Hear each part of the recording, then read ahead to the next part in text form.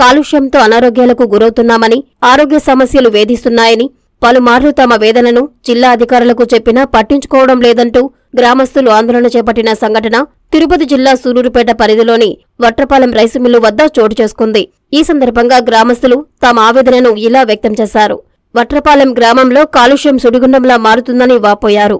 పారిశ్రామిక అభివృద్ధి ఈ ప్రాంతానికి శాపంలా మారిందని, భూగర్భం ఉపరితలమంతా విషతులతో తయారైందన్నారు. రైసు మిల్లు వద్ద విషపూరితమైన చెట్లను నాటించి విషవాయువు ఎప్పుడు వ్యాపిస్తుందో తెలియక తాగే నీరు, కలుషితంతో తినే ఆహారంలో, ఇళ్లల్లో బట్టలపై బూడిద వచ్చి పడుతుందని అనారోగ్యాల బారిన పడుతూ ప్రజలు ఆందోళన వ్యక్తం చేశారు.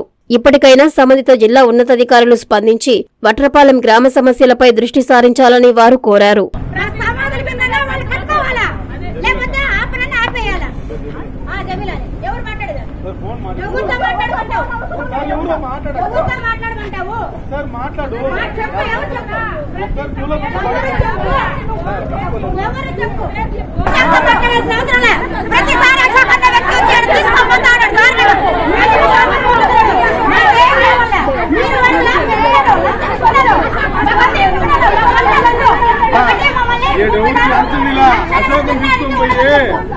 ఆడ స్థలం గురించి చూపించాం అశోక్ కి. అశోక్ 3 రోజుల ముందు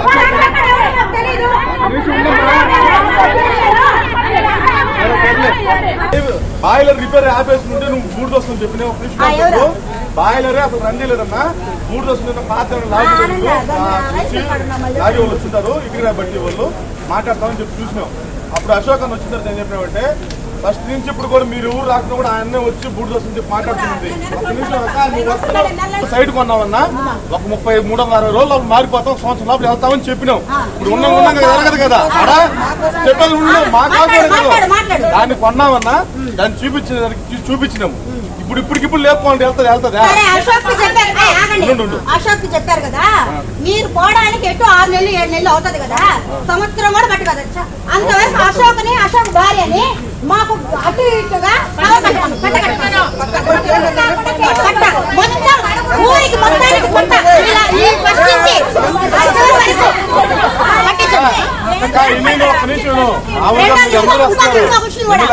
చెట్లు నాటిస్తున్నారు.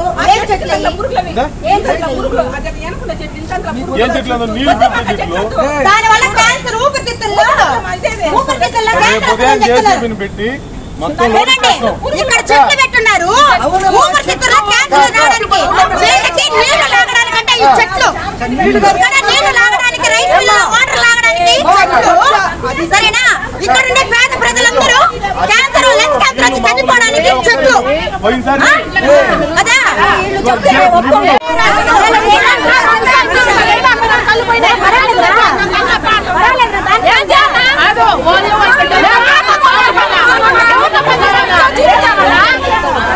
కంటికి ఏం ప్రాబ్లం చెప్పు.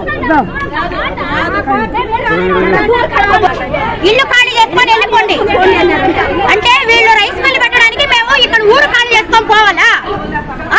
మమ్మల్ని పేదలను గుర్తించి ఇచ్చిన గవర్నమెంట్ స్థలాల్లో మేము ఇల్లులు కట్టుకుంటే వీళ్ళు పెద్ద పెద్ద కంపెనీలు నడపడానికి, రైస్ మిల్లులు నడపడానికి మా ఇల్లులంతా ఒక వీళ్ళ గట్టాలాగా తయారైందా? వీళ్ళ వాచేది నీళ్ళు కానీ మేము తాగుతున్నావా? మా కష్టాజీతం పొద్దున పోయి సాయంత్రం కష్టపడుతున్నాము, రక్తం చిందించుకొని మేము తింటున్నాము. సాయంత్రం అయితే అంత అన్నం వేసుకొని తట్లో కూర్చొని తినలేకపోతున్నాం మేము. తాగడానికి నీళ్లు కలిసిపోయి అన్నం కలిసిపోయి ఎట్లా బతకాలి మేము? అడిగితే ఇక్కడ నుంచి ఖాళీ చేసుకొని పోండి అంటున్నారు. అడిగిన దానికి జనాలు వచ్చి అడిగితే ఖాళీ చేసుకొని పోండి అని ఒక్కరు కూడా మాకు జవాబు చెప్పడం లేదు. అంత నిర్లక్ష్యం జరుగుతుంది ఇక్కడ.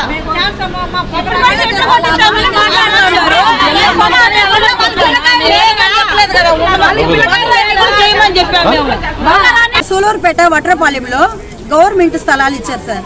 ఆ గవర్నమెంట్ ఇచ్చిన స్థలాల్లో మేము ఇల్లు కట్టుకొని పేద ప్రజలను గుర్తించి, పేదోళ్ళని గుర్తించి మాకు ఇచ్చిన స్థలాల్లో మేము ఇల్లు కట్టుకొని ఉన్నాం.